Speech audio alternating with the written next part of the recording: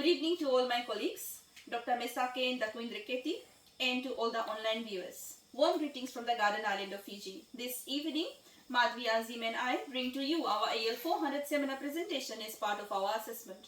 The journal article that we have selected for our group presentation today is titled The Impact of Teenage Pregnancy on Academic Performance of Grade 7 Learners at a School in the Zambezi region in Namibia. The authors of this particular article are Eugene Maimeko, David Kenveza, and Trafina Chokomosi. And this article was published in the year 2018. Upon reading the article, the group has identified the following as the main points. And a summary of the article is presented as follows. In Namibia, in the year 2013, a total of 46,000 teenage girls were pregnant. That means 127 girls get pregnant every day in Namibia, according to the UN report of 2013. That accounts for about 1 out of 5 teenagers between the ages of 15 to 19, according to Namibia Demographic Survey carried out in the year 2013. The article highlights that the reasons for a high rate of teenage pregnancy was lack of parental care and control, lack of some material needs, poor peer guidance, lack of sex education, and influence of alcohol and drug abuse. The article also highlights that the impact of teenage pregnancy are as follows. It leads to poor academic performance and it increases the dropout rate among the teenage girls. It also highlights the role of stakeholders. The stakeholders mentioned in this particular article were social workers, nurses, educational psychologists, and religious leaders. The article, however, does not highlight the importance of parents in controlling the high rate of teenage pregnancy in that particular region. It also provides recommendations as to how to control the problem of teenage pregnancy, and the 2 recommendations which were mentioned in the article were school-based sexuality education, that is, the school should include sex education into the curriculum so that the girls are made aware of STIs, HIV/AIDS, and reproductive health. And the other recommendation was having school-linked health clinics, that is, making health clinics available in the school vicinity so that girls have easier access to clinics. Continuing with the comment on the topic, why we have chosen this topic. Teenage pregnancy is a social problem confronting most countries in the world, and Fiji is no exception. This topic therefore requires more attention by policymakers, social workers, and other human service providers due to its negative repercussions on the girl child. The main concepts or the key concepts of this article were teenage pregnancy, teenagers, and effect on academic performance. The main aims of the article was the effect of teenage pregnancy on academic performance on the teenage girls in Zambezi region of Namibia. The other aim mentioned in the article was to shed light in the current pregnancy policy and to find ways to improve it to ensure that regulations are forced at ground level for school girls who get pregnant to be reintegrated into the mainstream education. The article focuses on 2 research questions, and those 2 research questions were, firstly, what is the impact of teenage pregnancy on the academic performance of grade 7 learners at the selected school? And the other question was, how do we limit the impact of teenage pregnancy among learners at the case school? Now I will give time to our next presenter, Mr. Azim, to continue on the presentation from here. Thank you, Ms. Samita. I'll be talking on the critical examination of the literature. There are no arguments in this article. The article rather aims to show that teenage pregnancy is a common problem among teenagers in Zambezi region and is not restricted to this particular area. The authors agree that just like other parts of the world, Zambezi region also faces these social issues and aim to show the effects of teenage pregnancy. Moving on, critical examinations of literature in respect to its logic and coherence. Yes, the article is logical and it's coherent. It gives an insight to the problem faced in the region, lists the question it seeks to answer, and explains the relevance of the study. The article highlights the causes and effects of teenage pregnancy on the academic performance of the girl. The researchers, through primary and secondary research, attempts to find strategies to curb this issue. Moving on, the assumptions, biasness, and parts missing. There are no assumptions made in this research. The research, however, is biased. Very small samples have been chosen to reflect a big population. There were a total of 6 participants in this research. 2 were teachers and 4 pregnant mothers.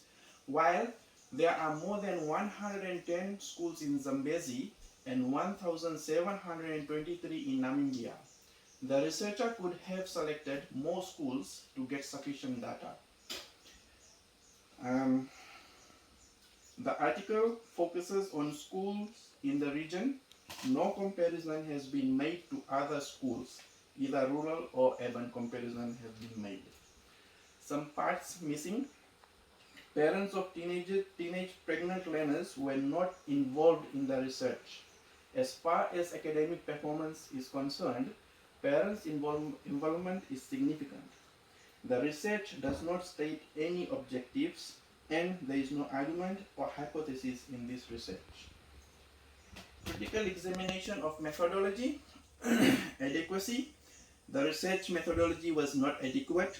Very small sample size was used, as have been mentioned earlier. Quantitative method could also have been used. For methodology, qualitative research design was used.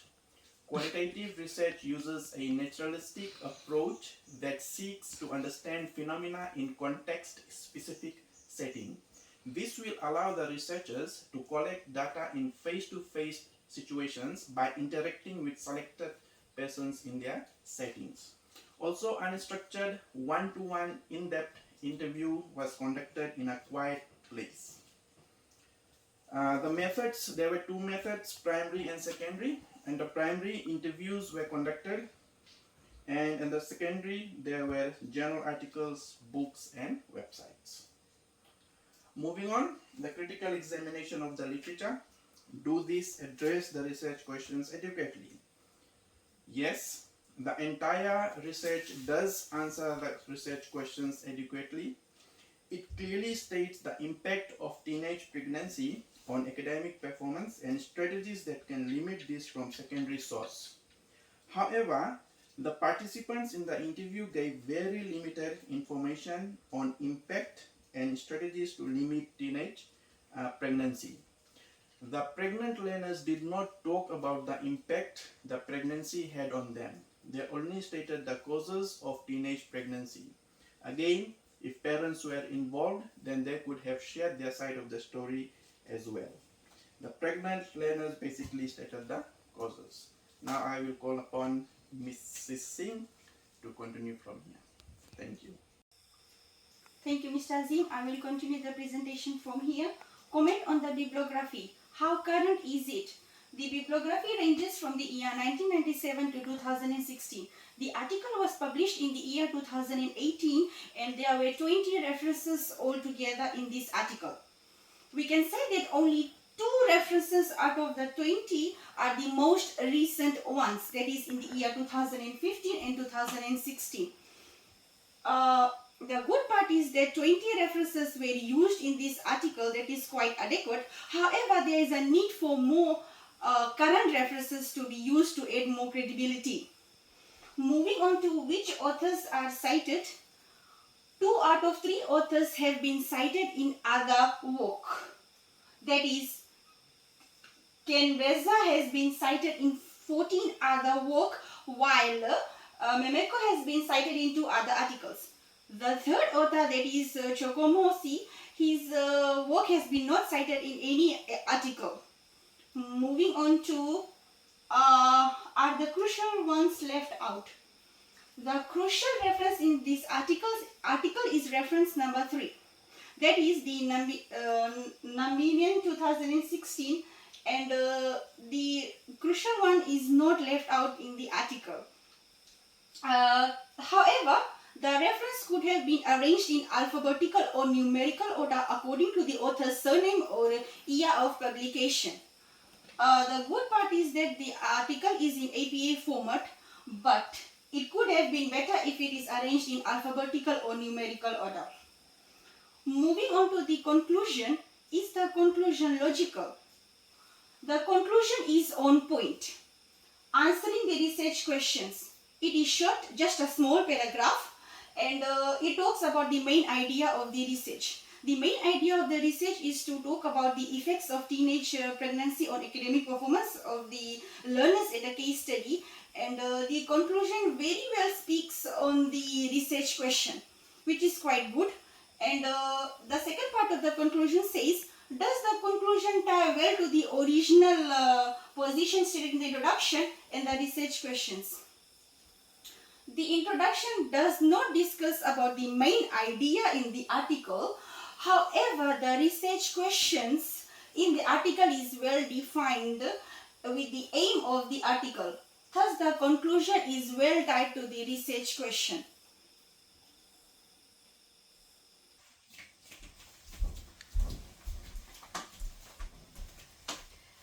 And that brings us to the end of our presentation. We thank you for your attention, and now we will give this time to the audience to ask the questions if they have any. Okay, my first question.